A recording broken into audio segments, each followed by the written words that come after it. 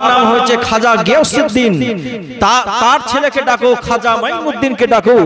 এই নামটা যখন বলা হলো কি খাজা মাইনুদ্দিন, তার বাবার নাম হচ্ছে খাজা গিয়াসউদ্দিন, এই নামটা যখন হলো খাজা গরিবে নওয়াজ রাহমাতুল্লাহ আলাইহি খাদিমের কাছে উপস্থিত হলো।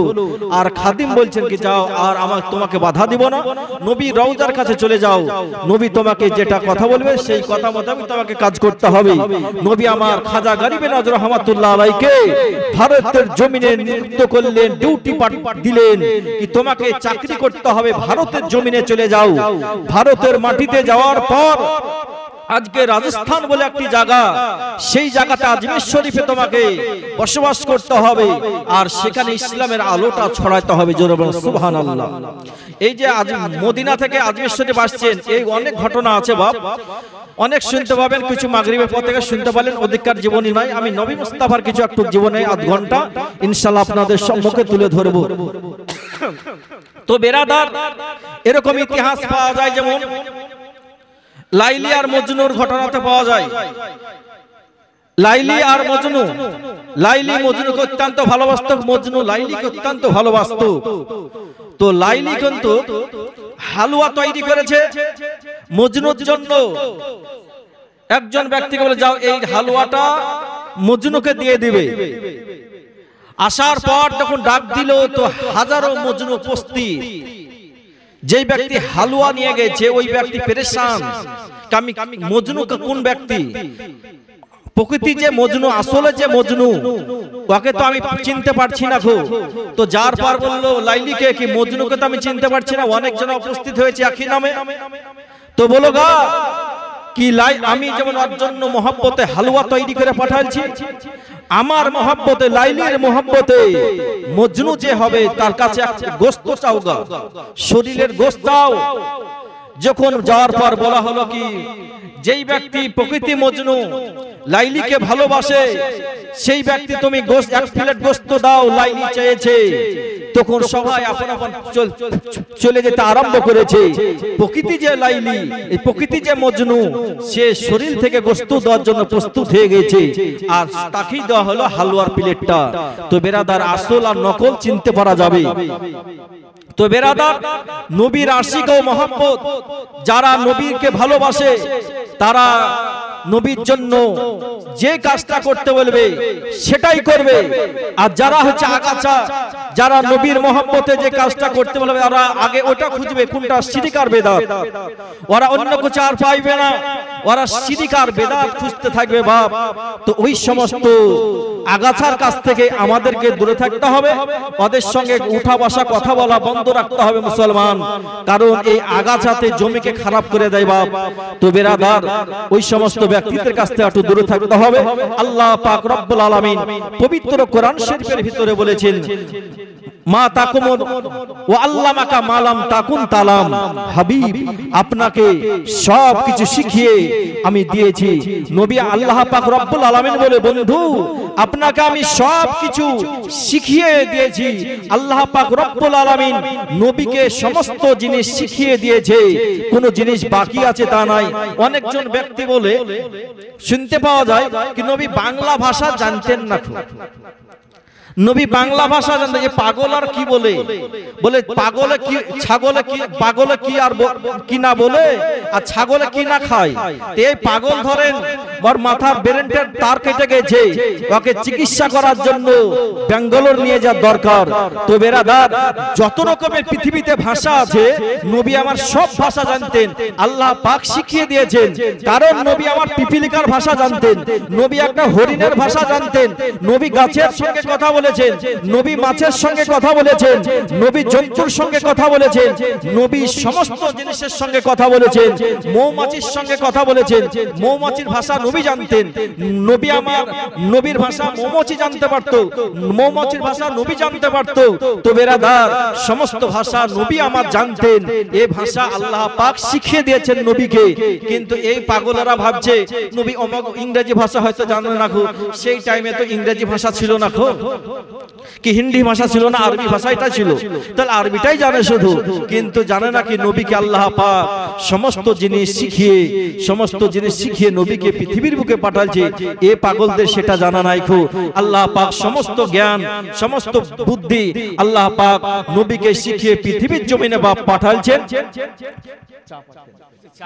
তো বেরাদার, নবী পাক সাল্লাল্লাহু তাআলা আলাইহি ওয়াসাল্লাম মা জননীর গর্ভে আছেন।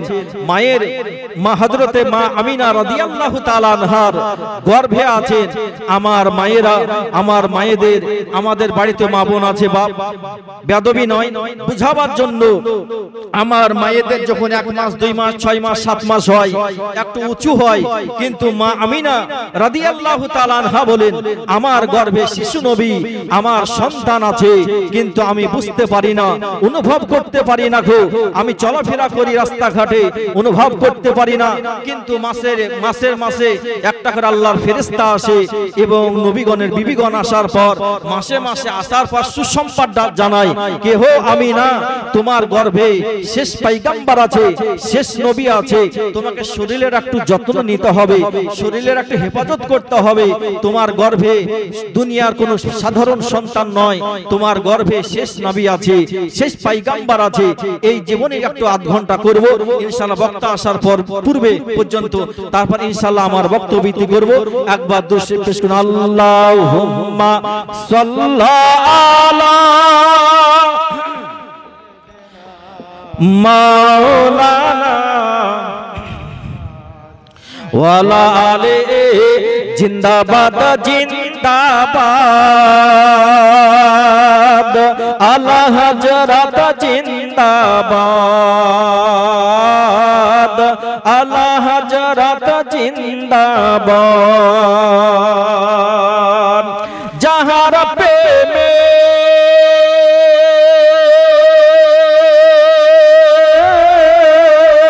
যাহার প্রেমে সুন্নিদের দিল হয় আবাদ, আলা হযরত জিন্দাবাদ জিন্দাবাদ জিন্দাবাদ বাদ বাদ জিন্দাবাদ, আলা হযরত জিন্দাবাদ।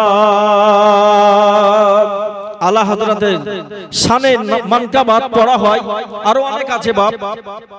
আলা হযরত কমবেশ 1400 কিতাবের লেখক, ডাইরেক্ট চোখে দেখিনি, কিন্তু তিনার পীর মুর্শিদের নাম হচ্ছে আলে রসুল, তিনার পীর মুর্শিদের নাম হচ্ছে আলে রসুল। তো আলে রসুল একটি কিতাবের মধ্যে বলেছেন হাসরের ময়দান কঠিন বিচারের দিন, তিনি একজন বড় আল্লাহর নৈকট্যওয়ালা বান্দা ছিলেন আলে রসুল। তো তিনি বলছেন হাসরের ময়দানে আল্লাহ পাক যদি আমাকে জিজ্ঞাসা করে যে আলে রসুল তুমি আমার দুনিয়া থেকে এসেছো, তো কি নিয়ে এসেছো? তো আলে রসুল বলতেছেন যে আমি আল্লাহ পাক রব্বুল আলামিনের দরবারে হাসরের ময়দানে কঠিন বিচারের দিন আমি বলবো কি আল্লাহ এমন কিছু দুনিয়া থেকে আনতে পারিনি তোফা, কিন্তু একজন মুজাদ্দিদ তৈরি করেছি, একজন বড় মাপের আল্লাহ তোমার নৈকট্যওয়ালা বান্দা তৈরি করে এনেছি। আলা হযরতকে দেখিয়ে দেবো কি এটা আমি তৈরি করেছি। আর আলা হযরত কি ছিলেন গো বাপ? 1400 কিতাবের লেখক, তিনি 70 প্রকারের বিদ্যা জানতেন। আর আজকে কিছু মানুষ বলতেছে, শিক্ষিত মানুষ বলতেছে কি হয়তো আলেম ওয়ালারা মুক্তিরা কিছু জানে না। এমন মুক্তি আছে কি আপনার ঘোল ঘাটিয়ে দিবে, যেই দিকে নিবেন, ইংরেজিতে নিবেন, বাংলাতে নিবেন, সব দিকে বাপ চরুষ আছে।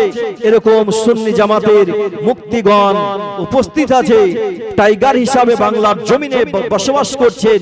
তো বেরাদার, এ সরকার আলা হযরত 70 প্রকারের বিদ্যা জানতেন এবং কমবেশ 1400 কিতাবের লেখক ছিলেন।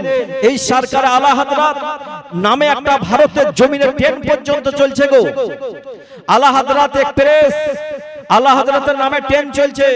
আজকে কোন মাস্টারের নামে, কোন ডাক্তারের নামে ট্রেন চলে না গো, কোন অফিসারের নামে ট্রেন চলে না গো, কিন্তু সরকারে আলা হযরতের নামে ভারতের জমিনে ভারতের মাটিতে একটা ট্রেন পর্যন্ত চলছে কি আলা হযরত এক্সপ্রেস বলে, ট্রেনের গায়ে লেখা আছে আলা হযরত এক্সপ্রেস, এরকম ট্রেন চলছে একটা।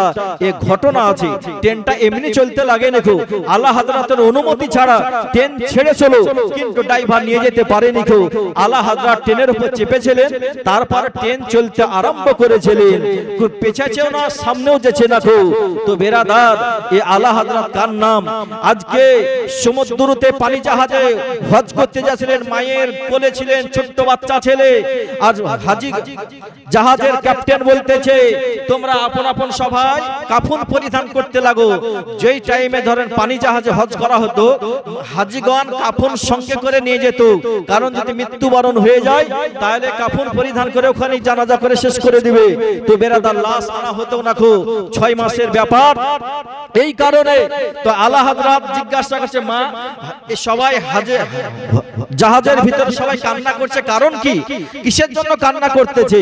বলছে বাপ, আজকে জাহাজের ক্যাপ্টেন বলল কি এই জাহাজ আর বাঁচানো যাবে না, এই সমুদ্রতে ডুবে যাবে, সবাই মারা যাবে, এই কারণে সবাই কান্না করতেছে। সরকার আলা হযরত বললেন, আজিমুল বারকাত মুজাদ্দিদ দ্বীনে মিল্লাত ইমাম আহমদ রাজা রাহমাতুল্লাহ আলাইহি বললেন কি মা, সবাইকে কান্না বন্ধ করতে বলুন, নবীর প্রতি দুরূদ পড়তে আরম্ভ করে দিন। আমি খোদার কসম করে বলি এই জাহাজ ডুববে না গো, ডুববে না গো। জাহাজ চলে যাবে, মদিনা মক্কাতে চলে যাবে, জাহাজের কোনো ক্ষতি হবে না, কেউ মারা যাবে না গো। সরকার আলা হযরত সেদিন সুসংবাদ জানিয়ে দিয়েছিলেন। তো বেরাদার, আজকে সরকার আলা হযরত এরকম অনেক ঘটনা আছে, তিনার বংশে খানদানে বড় বড় আল্লাহর নৈকট্যওয়ালা বান্দা তৈরি হয়েছে, তিনারা আরাম করছেন বেরেলির সরজমিনে। তাই কবি বলেন, জোরে সব সকলে বলে সুবহানাল্লাহ। জিন্দাবাদ জিন্দাবাদ আলা হযরত জিন্দাবাদ, আলা হযরত জিন্দাবাদ। যাহার প্রেমে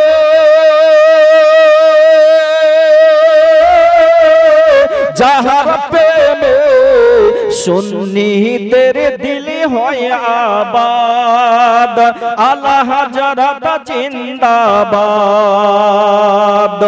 আর বিশ্ব নবীর, আর বিশ্ব নবীর,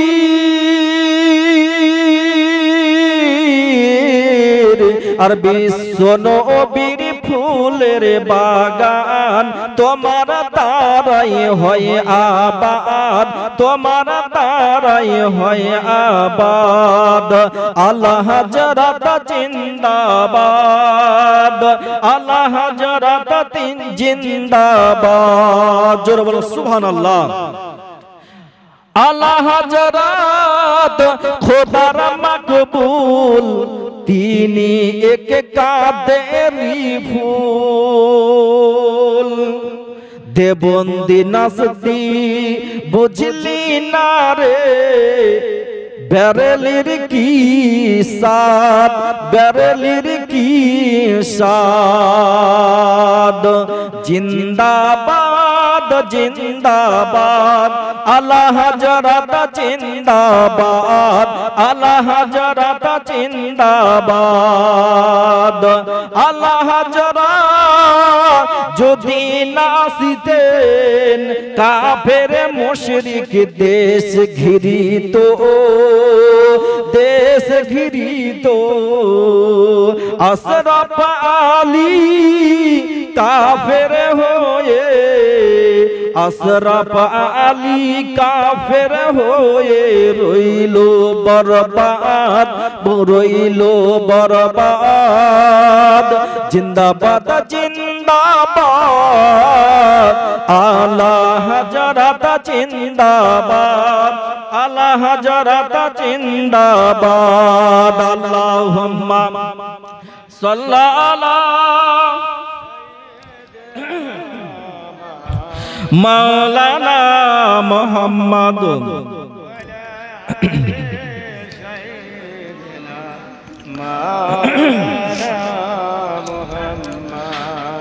সাল্লাল্লাহু আলা মুহাম্মাদ সাল্লাল্লাহু তাআলা আলাইহি ওয়াসাল্লাম, আল্লাহর নবী সাল্লাল্লাহু তাআলা আলাইহি ওয়াসাল্লাম মা আমিনার গর্ভে আছেন। মা আমিনা বলেন, আমি যখন শিশু নবী যখন আমার গর্ভে রয়েছে, আমি তখন যখন কুয়ার কাছে পানি আনতে যেতাম, পাড়ার মেয়েরা যখন পানি আনতে যেত কুয়ার কাছে, এনারাতে কুয়াতে পানি তোলার জন্য বালতি রশি লাগতো, রসার প্রয়োজন হতো। মা আমিনা রাদিয়াল্লাহু তাআলা আনহা বলেন, আমি যখন কুয়ার কাছে চলে যেতাম, এনারার কাছে যখন চলে যেতাম, আমি তখন পানি যখন তোলার জন্য আমি কুয়ার নিকটে যখন হয়ে যেতাম, তখন ওই কুয়ার পানি তখন উপরে চলে আসতো। কুয়ার পানি তখন উপরে চলে আসতো অটোমেটিক।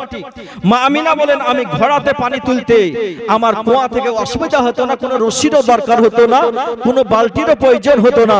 আমি এইভাবে পানি নিয়ে আবার যখন বাড়ি চলে আসতাম, রাস্তায় চলে আসি, আমার উপরে সূর্য তাপ পড়তো না, আমার উপরে ছায়া হয়ে থাকতো। এমন সময়তে মা আমিনা বলে কি আমি যখন রাস্তায় পানি নিয়ে আসছি, অনেক পাখি উড়ে উড়ে যেত, আর পাখিগুলো আমার মাথার উপর দিয়ে উঠতো না গো। ওই পাখিগুলো সাইড দিয়ে উড়ে চলে যেত, আমার জন্য পাখিগুলো সাইড দিয়ে চলে যেত।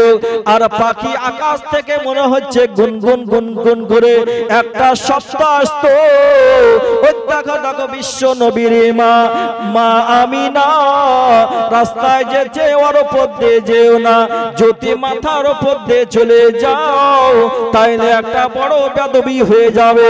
মা আমিনা এইভাবে পাখিগুলোর আওয়াজটা শুনতে পেত। এমন সময়তে মা আমিনা যখন বাড়ি ফিরে চলে আসলেন, মুআজ্জাজ সামিনে কেরাম, এমন সময়তে আল্লাহর নবী মা জননীর গর্ভে আছেন। এই 6 মাস 7 মাস এইভাবে অতিবাহিত হয়ে যায়। আল্লাহর নবী যখন মা জননীর গর্ভে আছেন, আর মাত্র 55 দিন বাকি আছে। এই 55 দিন আর 55 দিন পর নবী আমার জগতের বুকে চলে আসবেন, বিশ্ব নবী আমার দুনিয়াতে চলে আসবেন।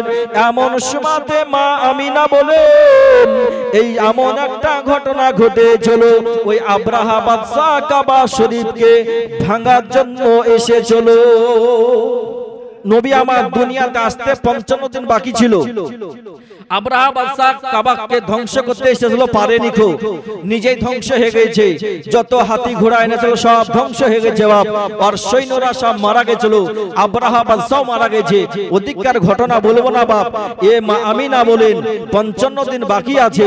তো সূরা ফিলের ভিতরে ওই কাবা শরীফের ঘটনার কথা ভরা আছে। আব্রাহা বাদশাকে ভাঙতে এসেছিল। আলাম তারা কাইফা ফালা রাব্বুকা বিআসহাবিল ফিল, নবী আমার মায়ের গর্ভে আছে, তবে সারা পৃথিবীকে দর্শন করছে। মায়ের গর্ভে আছে কিন্তু সারা পৃথিবীকে দেখতে পেয়েছেন, কারণ সূরা ফিলে আজকে সাক্ষী আমাদের সম্মুখে। আল্লাহ পাক কোরআন শরীফে বলে দিয়েছেন, কারণ হচ্ছে এই কোরআন শরীফের সূরা ফিলের 1 নাম্বার আয়াতে আল্লাহ পাক বলেন, আলাম তারা কাইফা ফালা রাব্বুকা বিআসহাবিল ফিল। বন্ধু, আপনি কি দেখেননি আমি হাতিওয়ালাদের কি করেছিলাম? তাহলে আল্লাহ তো বলতে পারতেন কি, বন্ধু জানো না ওই আমি কাবা শরীফ যখন আব্রাহা বাদশা ভাঙতে এসেছিল, আমি ওদের অবস্থা কি করেছিলাম? আল্লাহ তো এটা বলতে পারতেন, তা আল্লাহ তো ওটা বললেন না। কি বন্ধু, আপনি কি জানেন না আমি ওই হাতিওয়ালাদের কি করেছিলাম? তো নবী আমার মায়ের গর্ভে আছেন, এখান থেকে বুঝতে পারা যায় নবী আমার ওই ঘটনা দেখেছিলেন। জোরে বলুন সুবহানাল্লাহ। এমন সময়তে মা আমিনা রাদিয়াল্লাহু তাআলা আনহা বলেন, আমার যখন সময় হয়ে গেছে আমার বাচ্চা দুনিয়াতে আসবে, এমন সময়তে মা বোনেরা গো, এমন সময়তে জান্নাত থেকে, এমন সময়তে আজকে একজন কাফের বাদশা ছিল, তার বিবি ইমানদার ছিল। ওই বাদশার বিবি সাদ্দাত বাদশার বিবি আজকে দুনিয়া থেকে, জান্নাত থেকে আল্লাহ পাক জগতের বুকে পাঠালছিলেন। মা হাওয়া রাদিয়াল্লাহু তাআলা আনহাকে পাঠালছিলেন। মা মারিয়মকে এরকম ইব্রাহিম আলাইহিস সালামের বিবি স্ত্রীকে এইভাবে দুনিয়াতে পাঠিয়ে দিলেন মা আমিনার ঘরে। মা আমিনা বলতেছেন, হঠাৎ করে মহিলা আমার ঘরে কিসের জন্য, এটা তো আমি বুঝতে পারছি না গো। এমন সময়তে মুসলমান তিনারা বললেন কি আমিনা তুমি চিন্তা করো না, ভয় করিও না গো, আমি অমক নবীর বিবি, আমি অমক নবীর বিবি। এইভাবে পরিচয়টা দিয়ে দিলেন। জিবরিল আমিন জান্নাত থেকে একটা পেয়ালাতে শরবত নিয়ে চলে আসলেন। আল্লাহ পাকের হুকুম মোতাবেক মা আমিনাকে দেওয়া হলো। ওই শরবতটা পান করে নিলেন। জিবরিল আমিন বলেন আরেকবার পান করে নাও। এইভাবে তিনবার মা আমিনা রাদিয়াল্লাহু তাআলা আনহা পান করে নিলেন। ওই শরবতটা অতি উত্তম শরবত ছিল। এই শরবত যখন পান করা হলো, মা আমিনা বলে কি আমার গর্ভে থেকে দুনিয়াতে সন্তান চলে আসলো, কিন্তু আমি অনুভব করতে পারিনি, আমি কষ্ট বুঝতে পারিনি গো। কিন্তু শিশু নবী দুনিয়াতে এসেছিলেন গো, কিন্তু পোশাক পরিধান করে আমাদের বাচ্চারা দুনিয়াতে আসে। আমরা দুনিয়াতে এসেছিলাম উলঙ্গ অবস্থায়, আমাদের পোশাক ছিল না শরীরে। আমার নবী দুনিয়াতে এসেছিলেন পোশাক পরিধান করে। এইভাবে আসার পর মা আমিনা রাদিয়াল্লাহু তাআলা আনহা বলেন আমার গর্ভে থেকে যখন দুনিয়াতে আসলো, মনে হচ্ছে একটা নূরের আলো জ্যোতি আসলো এবং ওই আলোটা সারা পৃথিবীতে ছড়িয়ে যায়। আমি আমার বাড়ি থেকে আমার ছেলের নূরের জ্যোতিতে মুলকে শামের উঁচু মাকাম আমি দর্শন করেছিলাম। মুলকে শাম আমি দর্শন করেছিলাম মক্কা থেকে। মক্কার কাবা ঘরের পাশে আব্দুল মুত্তালিবের বাড়ি, এখান থেকে মুলকে শাম দর্শন করেছিলেন মা আমিনা।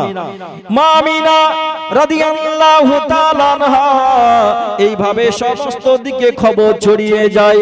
আব্দুল মুত্তালিব রাদিয়াল্লাহু তাআলা আনহু তখন কাবা শরীফের পাশে ছিলেন। আব্দুল মুত্তালিব দেখছেন কাবা ঘরটা হিলাদুলা করছে, এই পাথরের কাবাটা লড়াচড়া করতেছে। আব্দুল মুত্তালিব মনে মনে চিন্তা ভাবনা করতেছেন আজকে হয়তো ভূমিকম্প শুরু হয়ে গেছে, এই কাবা হয়তো ভেঙে যেতে পারে। আব্দুল মুত্তালিব রাদিয়াল্লাহু তাআলা আনহু বলেন মাবুদ গো, তোমার কাবা ঘর হয়তো আজকে ভেঙে যেতে পারে, আজকে কাবাটা হয়তো ভূমিকম্পতে ভেঙে যেতে পারে, কিসের জন্য আজকে হিলাদুলা করতেছে। আব্দুল মুত্তালিব এইভাবে আল্লাহর কাছে আরজি করতেছেন। এমন সময়তে আব্দুল মুত্তালিবের কাছে খবর চলে আসলো কি আব্দুল মুত্তালিব তোমার যেই ছেলেটা ইন্তিকাল করে গেছিল, যেই ছেলেটা মারা গেছিল আব্দুল্লাহ, তার বিবি আছে মা আমিনা, আমিনার গর্ভে থেকে একটা বাচ্চা এসেছে, এতই নুরানিময় চেহারা, এতই সুন্দর চেহারা। আব্দুল মুত্তালিব রাদিয়াল্লাহু তাআলা আনহু আসার পর দেখার জন্য চাইলে কে আমিনা গো, আমার পোতাকে আমাকে দেখাও, পোতাকে একবার দেখাও। মা আমিনা বলেন আমার শ্বশুরকে আমি আমার বাচ্চাকে দেখালাম, এবং আশেপাশে যত বাড়ি আছে সব যখন খবর পেয়ে যায় সবাই একের পর এক দেখতে চলে আসে। এবং বেরাদার সবাই যখন দেখতে আসলো, আবু জেহেলের বাড়িতে দাসী ছিল, আবু জেহেলের বাড়িতে দাসী ছিল। এই দাসী আবু জেহেলকে বাচ্চাকে দেখে যে আবু জেহেলকে খবরটা করে দিয়েছে। আবু জেহেল অত্যন্ত খুশি হয়ে গেছে, এত সুন্দর আমাদের ঘরে বংশে বাচ্চা এসেছে। তো বেরাদার এমন সময়তে এইভাবে যখন কয়েক রাত অতিবাহিত হয়, মা আমিনা রাদিয়াল্লাহু তাআলা আনহা বলেন নিজের কোলে এইভাবে নিয়ে আছেন, আব্দুল মুত্তালিব নিজের পোতাকে নিয়ে আছেন। এমন সময়তে চতুর্দিকে ছড়িয়ে যায় আওয়াজটা কি মক্কা শহরে অনেক বাচ্চা দুনিয়া জন্মগ্রহণ করেছে, অনেক বাচ্চা দুনিয়াতে এসেছে। এইভাবে যখন চতুর্দিকে খবর হয়ে যায়, তাইফ শহর থেকে অনেক মহিলা তারা স্বামী স্ত্রী বাচ্চা নেওয়ার জন্য ছুটতে আরম্ভ করেছে কি আমরা বাচ্চাকে লালিত পালিত করব, বড় লোকের বাচ্চাদেরকে নিলে আমরা অনেক টাকা পয়সা পাবো। ওই জামানাতে একটা প্রথা ছিল বাপ। কিরকম প্রথা? কি মা এক মা বাচ্চা জন্ম দিবে, আর অন্য দুধ মা যাকে বলা হয় তারা বাচ্চা লালিত পালিত করবে, বড় করবে, তার জন্য ওরা কিছু পুরস্কার টাকা কিছু পাবে, বড় করার জন্য তারা টাকা পাবে। তো এই রকম নিয়ম তখন ছিল। তো তাইফ শহরে অনেক জনজন খবর পেয়েছে কি মক্কাতে অনেক বাচ্চা হয়েছে, তো তারা সব আসতে আরম্ভ করলো কি আমরা আগাম যাব, আর যাওয়ার পর যে বাচ্চাটা যারা বড় লোক তাদের বাচ্চাটা যদি আমরা নিই তাহলে বড় করি মানুষ করি তাহলে আমরা অনেক টাকা পাবো, আর গরিবদের বাচ্চা নিলে তো আমরা অনেক টাকা পাবো না গো। তাই সবাই উটের উপর চলতে আরম্ভ করলো। তাইফ শহর থেকে মক্কার দিকে রওনা হয়ে যায়। এমন সময়তে মা হালিমাতুস সাদিয়া রাদিয়াল্লাহু তাআলা আনহা তিনার স্বামী হারিসকে সঙ্গে করে নিলেন। হারিসের সঙ্গে কথা বললেন এইভাবে মক্কা শহরে অনেক বাচ্চা হয়েছে, কিন্তু অনেক তাইফ শহর থেকে আজকে অনেক যাবে, তো আজকে যদি আমরা একটা বাচ্চা নিয়ে আসতে পারি তাইলে আমাদের বাড়িতে উন্নতি হবে, আমরা বাচ্চাকে মানুষ করার জন্য কিছু টাকা পাবো। এমন সময়তে হারিস বলল বিবি রে, আজকে আমরা গরিব মানুষ, আমরা নিজের পেটের ভাত করতে পারি না, আর অন্য বাচ্চাকে আনার পর লালিত পালিত করতে গেলে আমাদের আরো কষ্ট হবে, আমরা অন্য বাচ্চাকে মানুষ করব না। মা হালিমাতুস সাদিয়া রাদিয়াল্লাহু তাআলা আনহা বলেন, মা হালিমাতুস সাদিয়া রাদিয়াল্লাহু তাআলা আনহা বলেন, এমন সময় আমি স্বামীকে যখন বুঝিয়ে বললাম, হারিস তখন মত দিলেন তো ঠিক আছে চলো আমরাও যাব। সবাই যখন মক্কা শহরে যেছে বাচ্চা নেওয়ার জন্য, তো আমরাও বাচ্চা আনতে যাব। হারিসকে যখন বোঝানো হলো তা হারিস রাজি হলেন। তাইফ শহর থেকে সবাই উটের উপরে চেপে চলে আসছে মক্কার দিকে। মা হালিমাতুস সাদিয়ার কোলে একটা ছোট্ট বাচ্চা ছিল, দুধ পান করা বাচ্চা। এই বাচ্চাটাকে সঙ্গে করে নিলেন, আর এদিকে নিজের স্বামীকে সঙ্গে করে নিয়ে একটা দুর্বল উটের উপরে চেপে মক্কার দিকে রওনা হয়ে গেলেন। মক্কা শহরে দিকে রওনা হয়ে গেলেন মা হালিমাতুস সাদিয়া রাদিয়াল্লাহু তাআলা আনহা। তাইফ থেকে অনেক মহিলা এসেছিল, অনেক পুরুষ এসেছিল, তারা তাদের উটগুলো অত্যন্ত শক্তিশালী ছিল, দুর্গতিতে দৌড়তে পারত। তারা মক্কাতে তাড়াতাড়ি চলে এসেছে। ও মুসলমান আমার মা বোনেরা গো, এই তাইফ থেকে যখন চলে এসেছে তারা চতুর্দিকে বাচ্চা কার বাড়িতে আছে এই খোঁজ করতে করতে তারা বাচ্চা আপন আপন বাচ্চাকে নিয়ে তারা এমন সময়তে ওই বাচ্চাটাকে নিয়ে আবার রওনা দিতে আরম্ভ করলো। তারা যাদের উটগুলো সফল ছিল, শক্তিশালী ছিল, তারা মক্কাতে আগে এসে বাচ্চা যাদের বাড়িতে বড় লোক তাদের বাচ্চাগুলোকে নিয়ে মক্কাতে যা বাচ্চা হয়েছিল সব বাচ্চাদেরকে নিয়ে চলতে আরম্ভ করেছে। মা হালিমাতুস সাদিয়া বলেন, আমরা অনেক লেটে মক্কার কাবা ঘরের কাছে উপস্থিত হলাম। আল্লাহর কাবা ঘরের কাছে যখন আসলাম, মা হালিমাতুস সাদিয়া বলেন, আমার স্বামীকে বললাম যে স্বামী যান, আমরা যখন আল্লাহর কাবা ঘরের কাছে এসেছি তো কাবা ঘরটা ধরে একটু দোয়া খাইর করি। আর মা হালিমার কোলে যে দুধ পান করা বাচ্চাটা ছিল বাপ, এই বাচ্চাটা মা হালিমাতুস সাদিয়া বলেন তাইফ শহর থেকে মক্কাতে আসতে যে আমাদের খাবার যা ছিল সব শেষ হয়ে গেছে, পানি যা ছিল সব শেষ হয়ে গেছে, আমরা আর খাবার নাই, কোনো পানির ব্যবস্থা নাই। এমন সময়তে আমার স্থানে বাচ্চাকে নাগাছি, বাচ্চাকে দিচ্ছি পান করার দুধ পান করার জন্য, তো আমার বাচ্চাটা দুধ পান করতে পারছে না খো, আর স্থান শুকিয়ে গেছে, পাচ্ছে না খো, তাই বাচ্চাটা কান্না করছে চলো। তো এমন সময়তে আব্দুল মুত্তালিব রাদিয়াল্লাহু তাআলা আনহু ওই বাচ্চার কান্নাটা শুনে বাড়ি থেকে কাবার দিকে ছুটতে আরম্ভ করলেন। কার বাচ্চা কোথায় কান্না করছে একবার খোঁজ করা যাক, হয়তো কোথায় মুসাফির মানুষ হয়তো এসেছে। তাই ওই আব্দুল মুত্তালিব কাবার কাছে গেলেন, তো দেখলেন একজন পরিচয় নয়, চিনা পরিচয় নাই গো ওই মানুষ। আব্দুল মুত্তালিব বলছেন, তোমাদের বাড়ি কোথায় গো মা? তোমাদের বাড়ি কোথায়? তো মা হালিমাতুস সাদিয়া বললেন, হুজুর আমাদের বাড়ি তাইফ শহরে। অনেকজন এসেছিল আমাদের সঙ্গে, তাদের উটগুলো শক্তিশালী, তাই ওরা বাচ্চা নিয়ে চলে গেছে, আমরা একটা বাচ্চা নেওয়ার জন্য এসেছি।